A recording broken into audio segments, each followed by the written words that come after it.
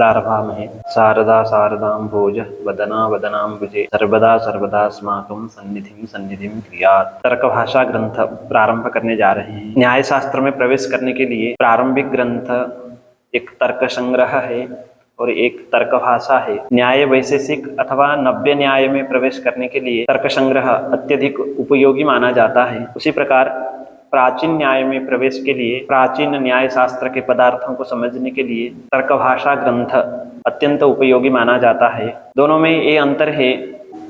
तर्क भाषा प्राचीन न्याय का ग्रंथ है, तर्क संग्रह नव्य न्याय का ग्रंथ है अथवा न्याय वैशेषिक का ग्रंथ है। तर्क संग्रह श्रीमद केशव मिश्र के द्वारा विरचित तर्क भाषा है। तो न्याय दर्शन का ग्रंथ होने से संक्षेप में न्याय दर्शन का परिचय, सामान्य परिचय। महर्षि गौतम के द्वारा न्याय सूत्र प्रणीत है, जिसमें 5 अध्याय हैं और प्रत्येक अध्याय में 2 आह्निक है। न्याय सूत्र के ऊपर न्याय भाष्य महर्षि वात्स्यायन द्वारा विरचित है। भाष्य के ऊपर उद्योतकर भारद्वाज के द्वारा न्याय वार्तिकम विरचित है और वाचस्पति मिश्र के द्वारा न्याय वार्तिकम के ऊपर तात्पर्य टीका और तात्पर्य टीका के ऊपर तात्पर्य परिशुद्धि उदयनाचार्य के द्वारा विरचित है। तो ये सब जो न्याय के ग्रंथ है, इनका एक सिद्धांत है, न्याय शास्त्र में प्रतिपादित जो षोडश पदार्थ है उनके तत्व ज्ञान से मोक्ष की प्राप्ति होती है। तो षोडश पदार्थ का प्रतिपादन करते हैं। तो यह जो तर्क भाषा ग्रंथ है, इसमें भी षोडश पदार्थों का ही प्रतिपादन किया गया है। तो हम पंक्तिशः परीक्षा की दृष्टि से और न्याय शास्त्र में प्रवेश के दृष्टि से, न्याय शास्त्र के पदार्थों को जानने की दृष्टि से इस पाठ को चला रहे हैं। पंक्तिशः इसका अध्ययन करेंगे। तो ग्रंथ के प्रारंभ में ग्रंथ की निर्विघ्न परिपूर्वक समाप्ति हो जाए, इसीलिए मंगलाचरण करते हैं। तो केशव मिश्र भी ग्रंथ के प्रारंभ में मंगलाचरण करते हैं। बालोपियो न्यायनैः प्रवेशम अल्पेन वाञ्छत्यलशः श्रुतेन संक्षिप्त युक्त्यान्वित तर्क भाषा प्रकाश्यते तस्य कृते मयेशा। तो इसका अन्वय इस प्रकार है। यह बालः अपि, अलशः यह बालक का विशेषण है। अलशः बालः अपि अल्पेन श्रुतेन न्यायने प्रवेशं वाञ्छति। यह अलशः बालः अपि अल्पेन श्रुतेन न्यायनये प्रवेशं वाञ्छति। तस्य कृते, तस्य बालस्य कृते संक्षिप्त युक्त्या अन्वित तर्क भाषा मया प्रकाश्यते। अलशः बाल अत्यधिक परिश्रम नहीं करना चाहता है, अल्प परिश्रम से ही न्याय शास्त्र के पदार्थों को जानना चाहता है। इस प्रकार का जो बालक है उसमें अलशः यह विशेषण दिया है। यह अलशः बालः अल्पेन श्रुतेन, अधिक परिश्रम के बिना कम श्रवण करके ही न्याय शास्त्र में प्रवेश चाहता है। अलशः बालः अल्पेन श्रुतेन न्यायनये प्रवेशं वाञ्छति। तस्य अलसस्य बालस्य कृते संक्षिप्त युक्त्या, अत्यधिक युक्ति के द्वारा यदि प्रारंभ में ही ग्रंथ का निरूपण करेंगे तो उसको अधिक श्रम करना पड़ता है, समझने में उसको दिक्कत हो सकती है। इसीलिए क्योंकि मंगलाचरण अनुबंध चतुष्टय ग्रंथ के प्रारंभ में जो प्रतिपादन करते हैं उनका एक उद्देश्य ये भी होता है कि बालक को ग्रंथ में प्रवृत्त कराना। इसीलिए अत्यधिक युक्ति के द्वारा विस्तार पूर्वक प्रारंभिक ग्रंथ में विषय का निरूपण करेंगे तो कहीं उसको सरलता से बोध नहीं हो सकता है। इसलिए उन्होंने कहा संक्षिप्त युक्त्या, संक्षिप्त युक्ति से अन्वित है तर्क भाषा। भाष्यते इति भाषा, भाषा शब्द का अर्थ है परिभाषा। तर्कस्य भाषा तर्क भाषा, तर्क की जो परिभाषा है, इसलिए इस ग्रंथ का नाम तर्क भाषा रहा। तो ये संक्षिप्त युक्तियों से अन्वित है तर्क भाषा। ऐसी जो तर्क भाषा है उसका प्रकाशित करते हैं, निरूपित करते हैं। इसका प्रयोजन, तर्क भाषा लिखने का प्रयोजन हो गया बालस्य कृते, अलसस्य बालस्य कृते, जो अल्प श्रवण करके ही न्याय शास्त्र में जो प्रवेश करना चाहते हैं, इस प्रकार के बालकों के लिए तर्क भाषा ग्रंथ का निरूपण करते हैं। मया करके ग्रंथकार का अध्ययन करेंगे। युक्ति शब्द का अर्थ है साधक बाधक प्रमाणम। स्वपक्ष का साधक और विपक्ष का बाधक जो प्रमाण है वो कहते हैं युक्ति। जो तर्क आदि है उनको भी युक्ति शब्द से कह सकते हैं। तो संक्षिप्त युक्ति से अन्वित है, युक्त है यह तर्क भाषा ग्रंथ। एतादृश जो तर्क भाषा ग्रंथ है उसको प्रकाशित करते हैं, उसका निरूपण करते हैं। ये जो तर्क भाषा ग्रंथ है इसके प्रतिपाद्य विषय है षोडश पदार्थ। अधिकारी, जैसे जो तर्क संग्रह में बताया, अधीत व्याकरण काव्यकोश अनधीत न्याय शास्त्र, जो बालक है वही इस ग्रंथ का अधिकारी है। षोडश पदार्थ विषय है। संबंध ग्रंथ और जो विषय है उनके बीच में प्रतिपाद्य प्रतिपादक भाव संबंध है। प्रयोजन तत्व ज्ञान, पदार्थ तत्व ज्ञान ही प्रयोजन है जिससे मोक्ष की प्राप्ति होती है। पदार्थ तत्व ज्ञानम प्रयोजनम संबंध प्रतिपाद्य प्रतिपादक भाव विषय षोडश पदार्थ। पुनः अधिकारी बालः, यह अलसः बालः वर्तते स एव अधिकारी, ऐसा भी कहा जा सकता है। तो प्रतिपाद्य जो विषय है उनका निरूपण करते हैं पहले। प्रमाण प्रमेय संशय प्रयोजन दृष्टांत सिद्धांत अवयव तर्क निर्णय वाद जल्प वितंडा हित्वाभास छल जाति निग्रह स्थानानां तत्वज्ञानान् निःश्रेयसाधिगमः इति न्यायस्य आदिमं सूत्रम। यह न्याय शास्त्र का, न्याय दर्शन का प्रथम सूत्र है। अब इस सूत्र का अर्थ ग्रंथकार ने यहीं पर बताया है। अस्य अर्थः प्रमाणादि षोडश पदार्थ तत्वज्ञानान् मोक्ष प्राप्तिर्भवति। प्रमाणादि जो षोडश पदार्थ है इनके तत्व ज्ञान से, तत्व ज्ञान मतलब यथार्थ ज्ञान, तद्वती तत्प्रकारक जो ज्ञान होता है उसी को तत्व ज्ञान कहते हैं। उस ज्ञान, इन षोडश पदार्थों के तत्व ज्ञान से मतलब षोडश पदार्थों के यथार्थ ज्ञान से मोक्ष की प्राप्ति होती है। निःश्रेयसः, यह मोक्ष का ही पर्यायवाची शब्द है। अधिगमः प्राप्ति भवति। निग्रहस्थानानां, निग्रहस्थान पर्यंत जो षोडश पदार्थ हैं उनके तत्व ज्ञान से निःश्रेयसः, निःश्रेयसः मोक्षस्य अधिगमः प्राप्तिर्भवति। ये तो सामान्य सूत्र का अर्थ हो गया। इसके आगे प्रश्न करते हैं। न च प्रमाणादीनां तत्वज्ञानं नाम सम्यक् ज्ञानं तावद् भवति यावद् एतेषाम् उद्देश्य लक्षण परीक्षा न क्रियन्ते। प्रमाणादि जो षोडश पदार्थ हैं उनके तत्व ज्ञान से मोक्ष की प्राप्ति होती है, ये तो बताया, लेकिन इनका तत्व ज्ञान तब तक नहीं होगा जब तक हम इन षोडश पदार्थों के उद्देश्य लक्षण और परीक्षा नहीं करेंगे। जब तक नहीं करेंगे तब तक तत्व ज्ञान नहीं होगा। इसीलिए ये जो षोडश पदार्थ है इनका उद्देश्य लक्षण और परीक्षा आपको बतानी पड़ेगी। यथाह भाष्यकारः, इस विषय में भाष्यकार की जो सम्मति है उसको भी दिखाते हैं। त्रिविधा चाष्ट शास्त्रस्य प्रवृत्ति, तीन शास्त्र की तीन प्रकार की प्रवृत्ति होती है। उद्देश्यो लक्षणम परीक्षा च इति, अर्थात शास्त्र के जो प्रतिपाद्य विषय है उनको समझने के लिए तीन प्रकार की प्रक्रिया होती है। जब तक उन पदार्थों का उद्देश्य लक्षण और परीक्षा नहीं करेंगे तब तक उनका यथार्थ ज्ञान नहीं होगा। यहाँ पर प्रवृत्ति शब्द का अर्थ प्रक्रिया ऐसा कर सकते हैं। शास्त्र में प्रतिपाद्य जो विषय है उनके ज्ञान के लिए, उनका ज्ञान होने के लिए तीन प्रकार की प्रक्रिया है। उद्देश्य लक्षण और परीक्षा। तो उद्देश्य क्या है, लक्षण क्या है, परीक्षा क्या है उसको बताते हैं। उद्देश्यस्तु नाम मात्रेण वस्तु संकीर्तनम, नाम मात्र से वस्तु का संकीर्तन करना उद्देश्य है। जैसे तच्च अस्मिन्नेव सूत्रे कृतम, जैसे प्रमाण प्रमेय संशय प्रयोजन करके सूत्र में सिर्फ षोडश पदार्थों का नाम बताया तो ये उद्देश्य हो गया षोडश पदार्थों का। लक्षणम तो असाधारण धर्म वचनम, असाधारण धर्म को ही लक्षण कहते हैं। जैसे प्रत्येक जो षोडश पदार्थ है इनका असाधारण धर्म बताएंगे। उदाहरण के लिए पृथ्वी का असाधारण धर्म है गंधवत्वम, गौ का असाधारण धर्म है शासनादिमत्वम। इसी प्रकार षोडश पदार्थों के तत्व ज्ञान के लिए प्रत्येक पदार्थ का प्रमाण प्रमेय आदि का लक्षण बताएंगे। लक्षण बताएंगे मतलब असाधारण धर्म को बताएंगे। लक्षणम तो असाधारण धर्म वचनम यथा गोः शासनादिमत्वम लक्षितस्य एतल्लक्षणम उपपद्यते न वा इति विचारः परीक्षा। जब हम किसी भी वस्तु का, किसी भी पदार्थ का लक्षण करते हैं तो वह जो लक्षण है उस लक्ष्य का सही है कि नहीं, यह जो विचार करते हैं इसी का नाम है परीक्षा। तेन एते लक्षण परीक्षे प्रमाणादीनां तत्वज्ञानार्थम अवश्यम कर्तव्ये। इसलिए जो षोडश पदार्थ हैं इनके तत्व ज्ञान के लिए इन षोडश पदार्थों का लक्षण और परीक्षा बताना है। उद्देश्य को बताने की जरूरत नहीं है, वो तो सूत्र में ही बता दिया, नाम मात्र से वस्तु का संकीर्तन कर दिया। सामान्यतया लक्षण असाधारण धर्म लक्षणम कहा।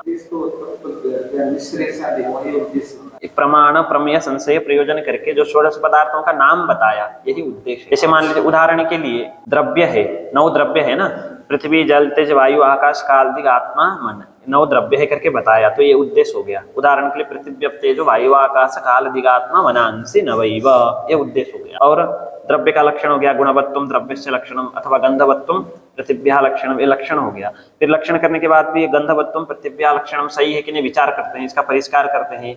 लक्षण में दोष है तो उनका परिहार करते हैं। तो इसमें जो उद्देश्य है उनका फल होता है पक्ष ज्ञान, लक्षण का फल होता है इतर भेद ज्ञान, और परीक्षा का फल होता है लक्षण में दोष का परिहार करना। जैसे उदाहरण के लिए कोई भी हम लक्षण करते हैं तो उसका प्रयोजन होता है इतर भेद ज्ञानम, एक प्रयोजन है। जैसे पृथ्वी का लक्षण करने से क्या होगा कि पृथ्वी से इतर जितने भी है उन सबका भेद पृथ्वी में है ऐसा ज्ञान होगा। वही लक्षण, जैसे पृथ्वी है ना, लक्ष्य पृथ्वी है ना, पृथ्वी से इतर जितने भी पदार्थ है उन सबसे भिन्न कौन है? पृथ्वी है। तो ये ज्ञान कैसे होगा? गंधवत्व इस लक्षण से, क्योंकि गंधवत्व सिर्फ पृथ्वी में ही है, पृथ्वी के अलावा कहीं पर भी नहीं है। ठीक, इसलिए लक्षण का प्रयोजन है इतर भेद ज्ञानम, जिसको व्यावृत्ति शब्द से भी कहते हैं। प्रमाण का लक्षण करने से प्रमाण से इतर जितने भी पदार्थ है उन सबसे प्रमाण भिन्न है, ऐसा ज्ञान होगा। ठीक है, तो इसके लिए अनुमान करना पड़ता है, जैसे गौ इतर भिन्ना शासनादि मत्वात्। जब इस प्रकार का अनुमान करते हैं तो जितने भी लक्ष्य होते हैं वो सबके सब पक्ष बन जाते हैं अनुमान में। पृथ्वी इतर भिन्ना गंधवत्वात्, जलम इतर भिन्नम शीत स्पर्शवत्वात्, तो पक्ष बनता है लक्ष्य। लक्ष्य कोई भी लक्ष्य होगा वो पक्ष बनेगा, और जो लक्षण होगा वो हेतु बनेगा। जैसे पृथ्वी इतर भिन्ना कहेंगे तो गंधवत्वात्, गौ इतर भिन्ना कहेंगे तो शासनादि मत्वात्, जलम इतर भिन्नम कहेंगे तो शीत स्पर्शवत्वात्। तो जितने भी लक्षण होंगे वो हेतु बनेंगे, और बीच में साध्य बनेगा इतर भेद हर जगह। तो इससे क्या होगा, ये जो लक्षण है हेतु बनेंगे, उन हेतु के द्वारा लक्ष्य में अर्थात पक्ष में इतर भेद का ज्ञान होगा। ये लक्षण करने का यही प्रयोजन है, इतर भेद हर जगह साध्य रहेगा। अब इससे क्या होगा कि जब तक हम उद्देश्य प्रकरण नहीं पढ़ेंगे, नाम मात्र से वस्तु का संकीर्तन नहीं करेंगे, तो पक्ष का ज्ञान नहीं होगा। जैसे पृथ्वी जल तेज वायु आकाश करके नवद्रव्य का नाम नहीं बताएंगे तो किसमें इतर भेद का ज्ञान करेंगे? इतर भेद की सिद्धि किसमें करेंगे? तो इसीलिए उद्देश्य का प्रयोजन होता है पक्ष का ज्ञान होना, लक्षण का प्रयोजन होता है इतर भेद ज्ञान, और परीक्षा का प्रयोजन होता है लक्षण में दोष का परिहार करना। तो इस प्रकार उद्देश्य लक्षण और परीक्षा पूर्वक किसी भी जैसे प्रमाण आदि जो पदार्थ है उनका निरूपण करेंगे तो उनका तत्व ज्ञान हो जाएगा। अब उद्देश्य प्रमाण आदि जो षोडश पदार्थ है उनको उनका उद्देश्य बताने की जरूरत नहीं है, क्योंकि वो सूत्र में ही हो चुका है। अब लक्षण और परीक्षा, तेन एते लक्षण परीक्षे प्रमाणादीनां तत्व ज्ञानार्थम अवश्यम कर्तव्ये, तत्रापि प्रथमम उद्दिष्टस्य प्रमाणस्य तावल लक्षणम उच्यते। तो उद्देश्य क्रम के अनुसार ही लक्षण बताते हैं। सबसे पहले प्रथम उद्दिष्ट है प्रमाण, फिर द्वितीय है प्रमेय, तो सबसे पहले प्रमाण का ही लक्षण बताते हैं। प्रमाकरणम प्रमाणम, तो इसमें बहुत सारे प्रमा शब्द है, करण शब्द है, तो एक एक अर्थ को बताएंगे। अभी सामान्यतया शब्दार्थ है, प्रमा का जो करण होगा उसको हम प्रमाण कहते हैं। अत्र च प्रमाणम लक्ष्यम प्रमाकरणम लक्षणम, कोई भी लक्षण करेंगे तो उसमें लक्ष्य और लक्षण को अलग अलग करना है। गंधवत्वम पृथिव्याः लक्षणम, तो गंधवत्वम यह लक्षण है और पृथ्वी लक्ष्य है। उसी प्रकार प्रमाकरणम प्रमाणम, यहाँ पर प्रमाणम लक्ष्यम प्रमाकरणम लक्षणम। ननु प्रमायाः करणम चेत् प्रमाणम तदा तस्य फलं वक्तव्यम करणस्य फलवत्व नियमात्। यदि प्रमा के करण को प्रमाण कहते हैं तो जितने भी प्रमाण होते हैं उनका कोई ना कोई फल होता है। प्रमाण है ना, अमुक प्रमाण से हमने ये सिद्ध किया, तो प्रमाण का कोई ना कोई फल होगा।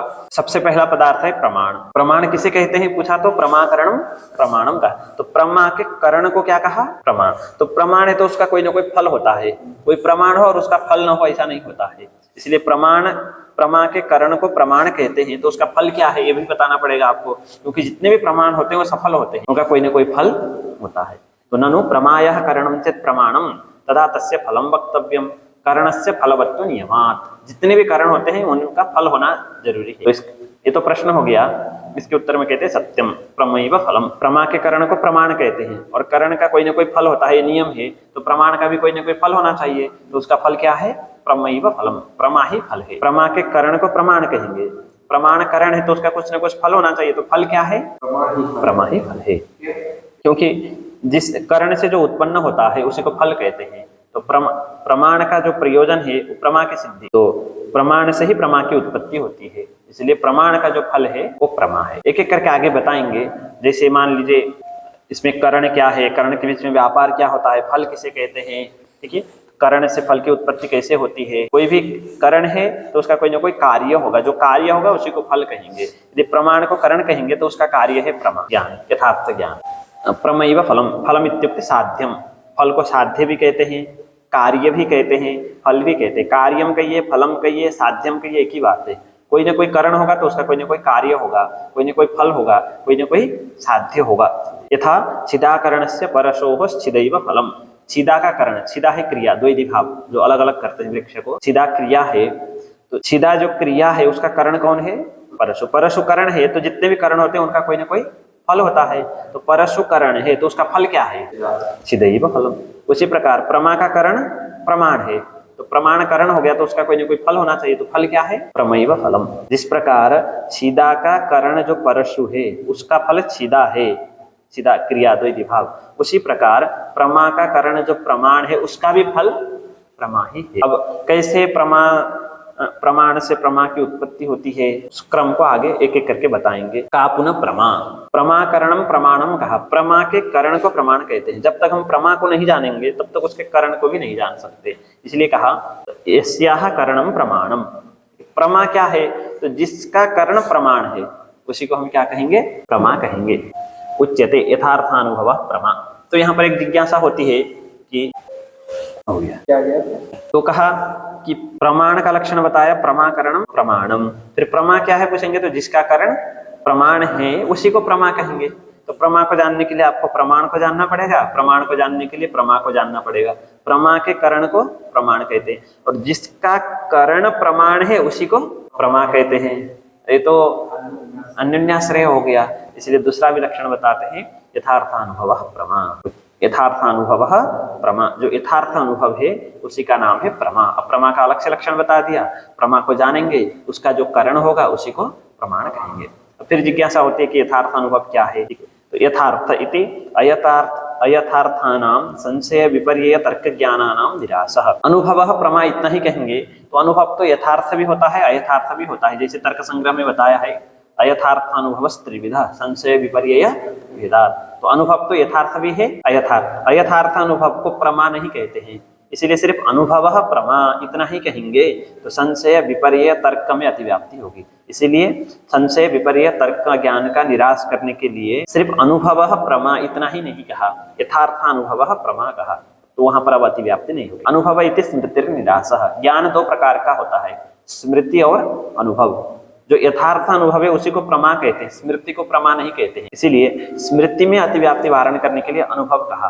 सिर्फ यथार्थ प्रमा इतना ही कहेंगे तो स्मृति भी यथार्थ होती है। यथार्थ अनुभव से जन्य जो स्मृति है उसको यथार्थ कहते हैं, अयथार्थ अनुभव से जन्य जो स्मृति है उसको अयथार्थ कहते हैं। स्मृति में प्रमा का व्यवहार नहीं होता है सर, ये थोड़ा ध्यातव्य है। देखिएगा, जैसे यथार्थ अनुभव को ही प्रमा कहते हैं, स्मृति भी यथार्थ अयथार्थ होती है, यथार्थ स्मृति अयथार्थ, लेकिन स्मृति को प्रमा नहीं कहेंगे, सिर्फ यथार्थ स्मृति कहेंगे। यदि प्रमा कहेंगे तो स्मृति को प्रमा कहेंगे तो उसका भी करण अलग से मानना पड़ेगा। जैसे जो प्रमा के करण होते हैं ना, प्रमाण उच्चार होते हैं, प्रत्यक्ष, अनुमान, उपमान और शब्द, चार करण है, चार प्रमा है, उनके चार करण है। स्मृति को भी अलग से प्रमा कहेंगे तो उसका भी एक अलग से करण प्रमाण मानना पड़ेगा, आपत्ति आएगी। इसलिए स्मृति को प्रमा नहीं कहते हैं, यथार्थ कहते हैं।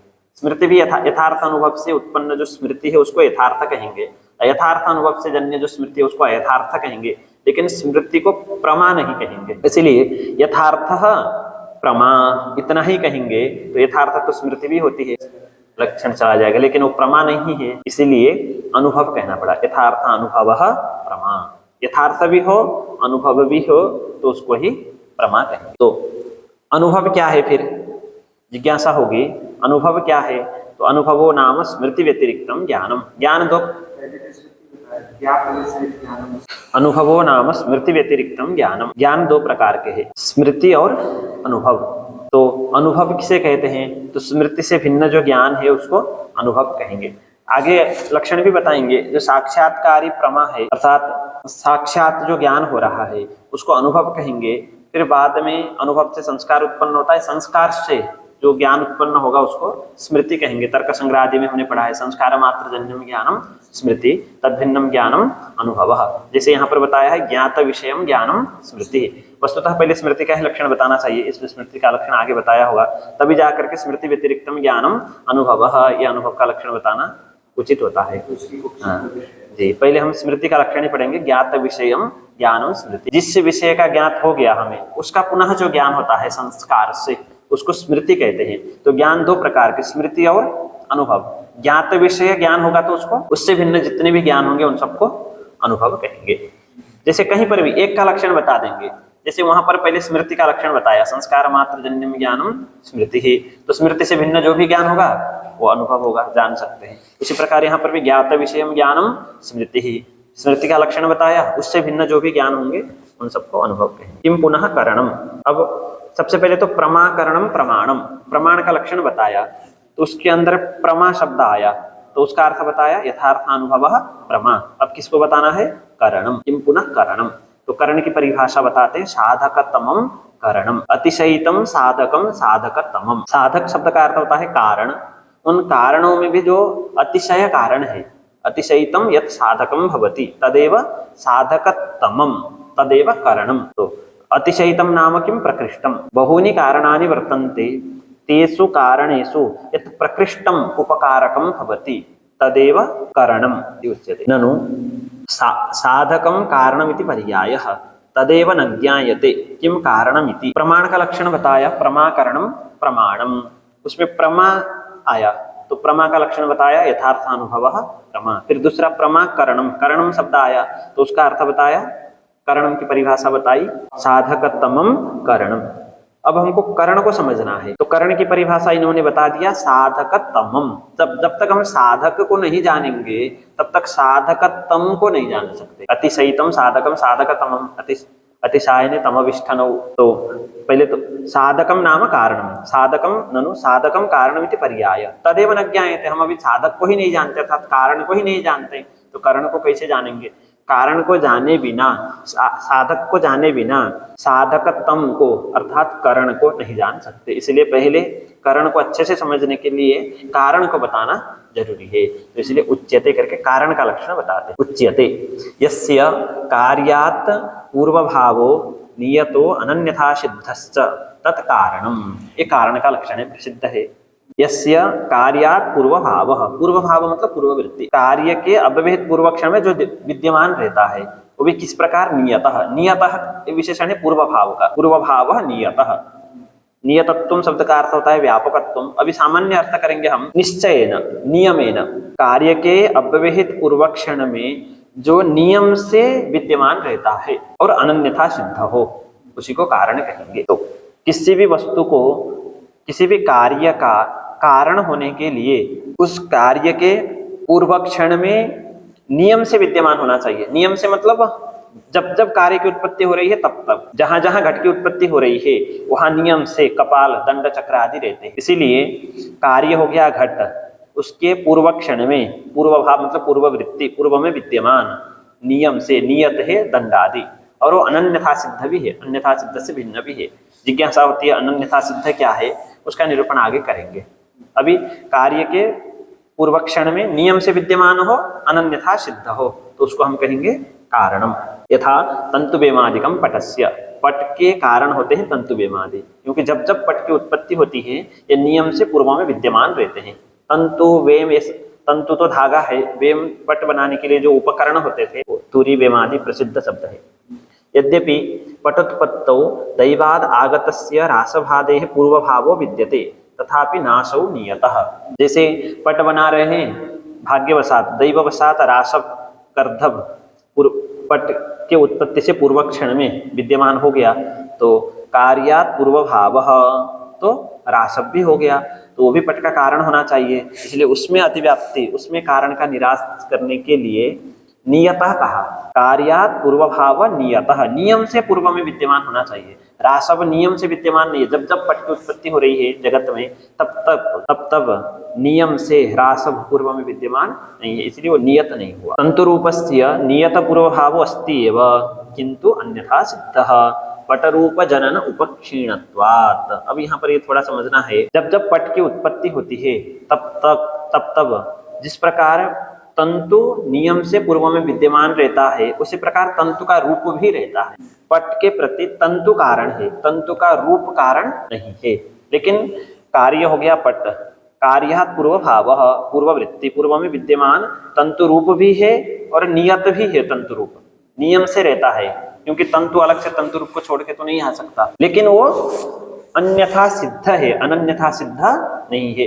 अन्यथा सिद्ध की परिभाषा आगे बताएंगे। अवश्य स्वीकार्य जो कारण है, अवश्य क्लिप्त, जैसे पट बनाने के लिए जो हमें स्वीकृत है तंतु तुरी वेमादि, इन कारण समुदाय के द्वारा ही पटात्मक कार्य उत्पन्न हो सकता है। तो उन कारण के साथ में रहने वाले जो धर्म है, तंतु रूप, तंतुत्व, इनको अन्यथा सिद्ध कहते हैं। इसीलिए यह जो तंतु रूप है कार्यात पूर्वभावः नियतः है, लेकिन अनन्यथा सिद्ध नहीं है, वो अन्यथा सिद्ध है। क्यों अन्यथा सिद्ध है? यदि नियत पूर्ववृत्ति है तो उसको भी तो कारण मानना चाहिए।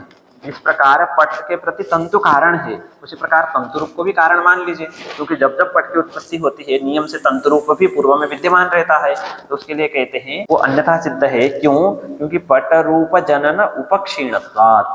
पट रूप मतलब पटात्मक जो कार्य है उसके उत्पत्ति के लिए उपक्षीण हो जाता है, उसकी उपेक्षा की जाती है, उसकी आवश्यक, क्योंकि कभी भी हम पट बनाने के लिए तंतु रूप का अन्वेषण नहीं करते हैं। पट बनाने के लिए तंतु रूप का अन्वेषण कोई भी नहीं करता। अच्छा, अमुक रूप वाला पट बनाना है ऐसा कोई कहेगा तो अमुक रूप वाला तंतु, तो पट रूप के प्रति तंतु रूप की कारणता तो है, लेकिन पट के प्रति तंतु रूप की कारणता नहीं है, उसके प्रति उपक्षीण हो जाता है। पटम प्रत्यपि कारणत्व कल्पना गौरवात्। यदि पट के प्रति भी कारण मानेंगे तो कल्पना गौरव संबंध आदि की कल्पना करनी पड़ती है, क्योंकि जो कार्य कारण होते हैं उनको एक जगह रखना होता है। जब पट को कार्य बनाएंगे, तंतु रूप को कारण बनाएंगे, तो तंतु रूप को और पट को एक जगह रख करके संबंध की कल्पना करनी पड़ेगी, वो गौरव है। जो आवश्यकता ही नहीं है उसमें कारणत्व की कल्पना करना गौरव। तेना अनन्यथा सिद्ध नियत पूर्वभावित्व कारणत्व, ये परिष्कृत लक्षण हो गया। अनन्यथा सिद्ध हो, नियत पूर्ववृत्ति हो, नियत पूर्ववृत्तित्व कहिए, नियत पूर्वभावित्व कहिए, एक ही बात, कारणत्व। फिर कार्य क्या होगा? अनन्यथा सिद्ध नियत पश्चात भावित्व। पूर्वभावित्व कहेंगे तो कारण हो जाएगा, और अनन्यथा सिद्ध कार्य पश्चात कारण पश्चात भावित्व। कार्य पूर्वभावित्व कारणत्व, कारण पश्चात भावित्व कार्यत्व, अन्य समान है। यत्तु कश्चिदाह कार्यानुकृत अन्वय व्यतिरेकित्व कारणत्व इति। कुछ लोग कारण का लक्षण इस प्रकार बताते हैं। अभी तो इन्होंने कारण का लक्षण बताया अनन्यथा सिद्ध नियत पूर्वभावित्व कारणत्व, लेकिन अन्य जो दार्शनिक है, कुछ दार्शनिक कारण का इस प्रकार लक्षण बताते हैं, कार्यानुकृत अन्वय व्यतिरेकित्व कारणत्व। कार्य का अनुकृत, कार्यानुगुण, अनुकृत मतलब अनुगुण, जो अन्वय व्यतिरेकी जिसमें हो उसी को हम कारण कहेंगे। जैसे उदाहरण के लिए तंतु सत्वे पट सत्वम, तंत्वभावे पटाभाव, ये कार्यानुकृत अन्वय व्यतिरेकी, अन्वय व्यतिरेकित्व है तंतु में। कार्यानुगुण मतलब कार्य को लेकर के, है ना। जैसे मान लीजिए तंतु सत्वे पट सत्वम, तंत्वभावे पटा, कार्य हो गया पट, तदनुगुण तदनुकृत, उसको लेकर के जो अन्वय व्यतिरेक बन रहा है, ठीक है ना। अन्य में नहीं बनेगा। तंतु सत्वे घट सत्वम, तंत्वभावे घटाभाव, ये घटानुकृत अन्वय व्यतिरेक नहीं है, पटानुकृत अन्वय व्यतिरेक है, तो कार्य को ही लेना पड़ेगा, ठीक है ना सर।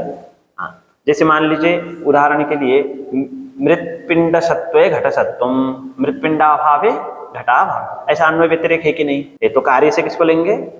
घट को। तो घटानुकृत अन्वय व्यतिरेकित्व किसमें आया? मृत्पिंड में, इसलिए मृत्पिंड को क्या कहेंगे? कारण कहेंगे। तो ये सरल लक्षण है ना कारण को समझने के लिए। आप तो कह रहे हैं अनन्यथा सिद्ध नियत पूर्वभावित्व, ये अनन्यथा सिद्ध क्या है? उसके लिए अन्यथा सिद्ध को समझना पड़ेगा, नियतत्व को समझने के लिए व्यापकत्व को समझना पड़ेगा, ठीक है ना। इन सबको समझने की अपेक्षा आप सरल लक्षण बनाइए, कार्यानुकृत अन्वय व्यतिरेकित्व, तत्सत्वे तत्सत्वम तदभावे तदभाव, ये अन्वय व्यतिरेक है, इससे कारण का पता चलता है। तंतु सत्वे पट सत्वम, तंतु भावे, कभी भी ऐसा नहीं बोल सकते रासव सत्वे घट सत्वम रासभा भावे घटाभाव, ऐसा बोल सकते हैं। तो कार्यानुकृत अन्वय व्यतिरेकित्व रासव में न होने से रासव घट के प्रति कारण नहीं है। अच्छा देखिए, तंतु रूप सत्वे पट सत्वम तंतु रूपा भावे पटाभाव, ऐसा बोल सकते हैं? क्योंकि तंतु रूप की कोई कारणता ही नहीं है, तो ये तो सरल पड़ गया ना। ऐसा लक्षण बताइए, तो उसके लिए कहते हैं तद अयुक्तम, यह जो लक्षण है ये युक्ति युक्त नहीं है। क्यों नहीं है? तो बताएंगे नित्य विभूनाम व्योमादीनाम कालतः देशतश्च व्यतिरेका संभवेन अकारणत्व प्रसंगात्। शब्द का समवायी कारण होता है सर आकाश। कैसे बोलेंगे यहाँ पर? जैसे कारण सत्व कार्य सत्वम, कारणाभावे कार्याभाव, ऐसा बोलना है। नहीं, उल्टा हो गया सर। आकाशाभावे भावे, ऐसा बोल सकते हैं? नहीं बोल सकते। क्यों? क्योंकि आकाश का कभी अभाव कालतः भी नहीं होता है। आकाश तो नित्य है, ठीक है, नित्य है और मिगु है, तो कालतः देशतस्य उसका व्यतिरेक, व्यतिरेक मतलब अभाव नहीं हो सकता। तंतु सत्वे पट सत्वम, तंतु भावे पटाभाव, ऐसा तो बोल सकते हैं। आकाश सत्वे शब्द सत्वम, आकाशाभावे शब्दाभाव, ऐसा नहीं बोल सकते। नहीं बोल सकते तो कार्य हो गया शब्द। तद अनुकृत अन्वय व्यतिरेकित्व आकाश में आएगा? नहीं आएगा। तो आकाश शब्द के प्रति कारण ही सिर्फ आकाश ही नहीं, जितने भी नित्य होंगे, विभु पदार्थ होंगे, कालतः देशतः भी उनका व्यतिरेक अभाव संभव नहीं होगा, इसीलिए उनमें अकारणत्व का प्रसंग, कभी किसी के प्रति कारण बन ही नहीं पाएंगे, इसीलिए कारण का लक्षण कार्य नियत पूर्वभावित्वम, अनन्यथा सिद्ध नियत पूर्वभावित्वम कारणत्वम, ऐसा ही लक्षण करना है, न कि कार्यानुक्रियत अन्वय व्यतिरेकित्वम। तच्च कारणम त्रिविधम। सबसे पहला पदार्थ था प्रमाणम, उसका लक्षण किया प्रमाकरणम प्रमाणम। तो प्रमाण के लक्षण में दो पद आए, एक प्रमा एक करणम। तो प्रमा को बता दिया यथार्थानुभव प्रमा, उसका पद करते हुए बताया यथार्थ क्यों कहा, अनुभव क्यों कहा। फिर करणम में आ गए, करणम की परिभाषा बताया साधकतमम करणम। तो करण को जानने के लिए साधक अर्थात कारण को जानना जरूरी था, तो कारण का लक्षण बताया अनन्यथा सिद्ध नियत पूर्वभावित्वम कारणत्वम। अब यह जो कारण है इसको और विशेष रूप से जानने के लिए इसका भेद बताते हैं, तभी जाकर के हम जो प्रकृष्ट कारण होगा उसको जानेंगे, अर्थात करण को जानेंगे। तच्च कारणम त्रिविधम, समवायी असमवायी निमित्त भेदात्। प्रसिद्ध है, तीन प्रकार के कारण न्याय शास्त्र में स्वीकार किए जाते हैं, समवायी कारण, असमवायी कारण, निमित्त कारण। तो प्रत्येक का एक एक करके लक्षण बताते हैं। तत्र यत् समवेतम कार्यम उत्पद्यते तत् समवायी कारणम, जिसमें समवाय संबंध से कार्य उत्पन्न होता है उसको समवायी कारण कहेंगे। यथा तंतवः पटस्य समवायी कारणम, तंतुषु एव हि पटः समवेतो जायते न तुर्यादिषु। इसके लिए जैसे समवायी कारण समझने के लिए यदि कोई भी द्रव्य कार्य बन रहा है तो उसके अवयव को समवायी कारण कहेंगे, क्योंकि जितने भी द्रव्य होते हैं अपने अवयव में ही समवाय संबंध से उत्पन्न होते हैं। तो यत् समवेतम कार्यम उत्पद्यते, जिसमें समवाय संबंध से कार्य उत्पन्न होता है, जिसमें उत्पन्न होगा उसको समवायी कारण कहेंगे। जैसे घट समवाय संबंध से कपाल में मृतपिंड में उत्पन्न होता है, पट समवाय संबंध से तंतु में उत्पन्न होता है। इसलिए तंतु है, मृतपिंड है, ये सब क्रमशः पट का तंतु, घट का मृतपिंड समवायी कारण होंगे। द्रव्य के लिए यदि द्रव्य कार्य बन रहा है तो उसका अवयव समवायी कारण बनेगा। यदि गुण क्रिया कहीं पर कार्य बन रहे हैं तो जिनमें उत्पन्न हो रहे गुण, जैसे घट रूप घट में उत्पन्न होता है, घट की क्रिया घट में उत्पन्न होती है, तो गुण क्रिया यदि कार्य बन रहे हैं तो उनका जो आश्रय है, जहां जहां रहते हैं वो सब समवायी कारण होंगे। जैसे ज्ञान का समवायी कारण आत्मा, शब्द का समवायी कारण आकाश, ऐसे, क्योंकि ज्ञान समवाय संबंध से आत्मा में उत्पन्न होता है, गंध समवाय संबंध से उत्पन्न हो, है ना। यत् समवेतम कार्यम उत्पद्यते, समवाय संबंधेन वर्तमानम सत् कार्यम उत्पद्यते, समवाय संबंध से रहते हुए उत्पन्न होना चाहिए। तो आगे समवाय संबंध किस किस के बीच में होगा वो तो ग्रंथकार बताएंगे। तो यथा तंतवः पटस्य समवायी कारणम, तंतुषु एव हि पटः समवेतो, क्योंकि तंतुओं में ही पट समवाय संबंध से उत्पन्न होता है। न तुर्यादिषु, तुर्यादि जो अन्य उपकरण है, काष्ठ आदि जो उपकरण प्रयोग होते हैं पट को बनाने के लिए, उनमें पट उत्पन्न तो होता है लेकिन समवाय संबंध से उनमें उत्पन्न नहीं होता है। ननु तंतु संबंध इव तुर्यादि संबंधो भी पटस्य विद्यते, तत्कथम तंतुषु एव हि पटः समवेतो जायते न तुर्यादिषु। जिस प्रकार पट का संबंध तंतुओं के साथ है उसी प्रकार तुर्यादि के साथ भी तो है। तो पट तंतु में ही समवाय संबंध से क्यों उत्पन्न होता है, तुर्य में क्यों नहीं होता है? पट का समवाय कारण तंतु ही क्यों होता है, तुर्यादि क्यों नहीं होते हैं? ये प्रश्न हो गया।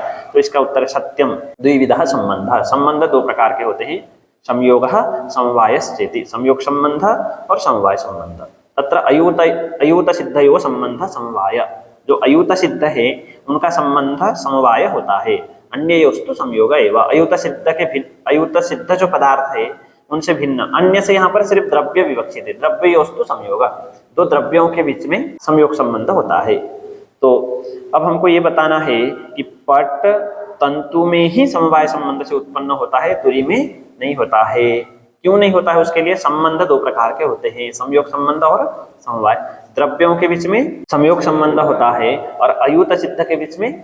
तो अयूत सिद्ध क्या है तो उसके लिए बता दें, कौ पुनः अयूत सिद्धौ ययोर मध्ये एकम अविनश्यत अपरा श्रुतमेव अवतिष्ठते तौ अयूत सिद्धौ। जिन दोनों में से एकम से कार्य को लेना, जो कार्य है वो अविनश्यत अवस्था में, ययोर मध्ये एकम, हाँ, अविनश्यत अवस्था में अपराश्रितमेव अवतिष्ठते, दूसरे कारण में ही आश्रित होकर के रहता है। ऐसे जो दो पदार्थ हैं उनको कहते हैं अयूत सिद्ध।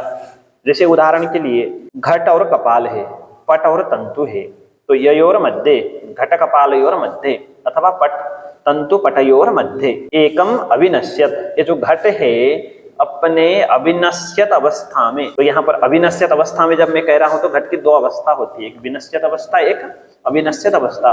ये थोड़ा सूक्ष्म है, उसको मैं बताऊंगा आगे। अभी इतना ही, पहले एक बार सामान्यतः पंक्ति का समन्वय कर लेते हैं कि जिन दोनों में से, जैसे ययोर द्वयोर मध्ये घटकपालयोर मध्ये एकम नाम घटः घटात्मकम कार्यम अविनश्यत इत्युक्ते अविनश्यत अवस्थायाम अपराश्रितमेव अवतिष्ठते कपालाश्रितमेव अवतिष्ठते। घटात्मक जो कार्य है वो अविनश्यत अवस्था में पट में ही आश्रित होकर के रहेगा। तो ऐसे जो पदार्थ है उन दोनों पदार्थों को अयूत सिद्ध कहा जाता है। जैसे मान लीजिए हाथ में लेखनी है, यह जो लेखनी है अविनश्यत अवस्था में हाथ में ही आश्रित होकर के रहेगी ऐसा नियम नहीं है, लेकिन पट जो है अपने अविनश्यत अवस्था में तंतु में ही आश्रित होकर के रहेगा। तो तंतु में ही आश्रित होगा, नहीं तो नहीं रहेगा। हाँ, नहीं, जो विनश्यत अवस्था है उसको थोड़ा समझना है, ठीक है। देखिए क्या होता है, जैसे द्रव्य का नाश कैसे होता है उसके लिए, जैसे उदाहरण के लिए द्रव्यों का नाश कैसे होता है। द्रव्यों का नाश होने के लिए सबसे पहले दो परमाणु में क्रिया होती है। यहाँ पर क्रिया हुई प्रथम क्षण में, दो परमाणुओं में क्रिया होने से दो परमाणुओं का क्रिया तो विभागात पूर्व संयोगन। पूर्व संयोग नाश मतलब आरंभक संयोग नाश। जिस संयोग से द्रव्यों की उत्पत्ति हुई थी उस संयोग का नाश हो जाता है। आरंभक संयोग का नाश हो गया तो अब जाकर के द्रव्यों का नाश होगा। यहाँ क्या हुआ, एक नंबर में क्रिया, इसमें परमाणुओं में। अब ये द्वैणुक है, मान लीजिए द्वैणुक में दो परमाणु है, इस द्वैणुक के परमाणु में ही क्रिया हुई, क्रिया से दो परमाणुओं का विभाग से का नाश। अब जब पूर्व संयोग का नाश हो गया तो द्वैणुक बचेगा। अब द्वैणुक का नाश यहाँ जाकर के होना, यहाँ नहीं हुआ है, ठीक है। इस अब यहाँ पर द्वैणुक को कहते हैं विनश्यत अवस्था, ठीक है ना सर। अथवा मान लीजिए कभी कभी क्या होता है, अवयव के नाश से अवयवी का भी नाश होता है। अब मान लीजिए आगे त्रेणुक है ना, यहाँ जाकर के द्रव्यों का नाश हो गया, फिर जाकर के अग्रिम क्षण में त्रेणुक का नाश होगा, इसी क्षण में नहीं। द्रव्यों और त्रेणुक का एक एक क्षण में नाश नहीं होगा। परमाणु में क्रिया हुई, क्रिया से दो परमाणुओं का विभाग से आरंभक संयोग का नाश। अब यहाँ जाकर के द्रव्यों का नाश, यहाँ जाकर के त्रेणुक का नाश। अब क्योंकि त्रेणुक समवाय संबंध से द्रव्यों में आश्रित होता है, जब द्रव्यों की नष्ट हो गया तो त्रेणुक कहाँ रहेगा। अब इसको बोलेंगे बिना, ये जो यहाँ पर त्रेणुक है कि नहीं है, लेकिन कहाँ है वो जो त्रेणुक है कहाँ रहेगा। देखिए जितने भी अवयवी द्रव्य होते हैं समवाय संबंध से अवयव में रहते हैं। घट कपाल में रहेगा, ठीक है। कपाल का जो अवयव है, मान लीजिए यहाँ पर एक कपालिका बोलिए, कपाल, दो कपालिका के जो अवयव है मृतपिंड, उनमें क्रिया हुई, क्रिया से विभाग से पूर्व संयोग का नाश, यहाँ जाकर के कपाल का नाश होगा। कपाल का अब ये घट कहाँ रहेगा। अब घट तो यहाँ जाकर के नाश होगा, अभी घट नाश नहीं हुआ है। अब यहाँ घट है कि नहीं, वो कहाँ रहेगा ये घट, नहीं। कपाल का घट समवाय संबंध से अपने अवयव में ही रहता है, गुण में नहीं। इस घट को, यहाँ पर जो घट है ना, इसको बोलते हैं विनश्यत अवस्था। ये जो घट है वो विनश्यत घट है, समझ गए सर। इस घट की जितने भी द्रव्य है उनकी एक अवस्था ऐसी होती है जिसको विनश्यत अवस्था कहते हैं। कभी एक क्षणात्मक भी हो सकता है, दो क्षणात्मक भी हो सकता है। मान लीजिए एक क्षणात्मक, ठीक है।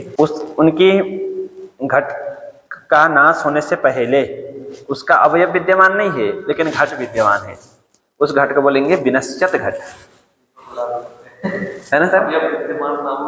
हाँ, अब क्योंकि अब देखिए घट का नाश यहाँ जाकर के होना है, यहाँ जाकर के घट का नाश होना है, मतलब यहाँ घट है कि नहीं, है ना। वो घट कहाँ है, लेकिन कहीं पर भी नहीं है। जो विनश्यत अवस्था होती है उस समय अवयवी द्रव्य अनाश्रित होकर के रहते हैं, कहीं पर भी आश्रित नहीं होते हैं। इसीलिए इस अवस्था को छोड़ने के लिए अविनश्यत कहा। अब इस अवस्था को छोड़ करके जितने भी अवस्था है घट की उन सबको बोलेंगे अविनश्यत अवस्था। जैसे मान लीजिए कपाल आदि है, कपाल का नाश नहीं हो रहा है, उस समय घट है कि नहीं। मान लीजिए कपाल का नाश नहीं हुआ, घट भी है, तो घट विद्यमान है कि नहीं है। वो किस में विद्यमान है, कपाल में। वो घट का विनश्यत अवस्था है या अविनश्यत अवस्था है, अविनश्यत अवस्था। जब उसका अवयव का नाश हो जाता है अथवा अवयव के संयोग का नाश होता है, उसके नाश के अव्यवहित पूर्व क्षण में, उस क्षण को बोलते हैं विनश्यत अवस्था। घट की वो विनश्यत अवस्था। घट अविनश्यत अवस्था में किसमें आश्रित होता है, किसी में भी आश्रित नहीं होता है, अनाश्रित होता है, ठीक है।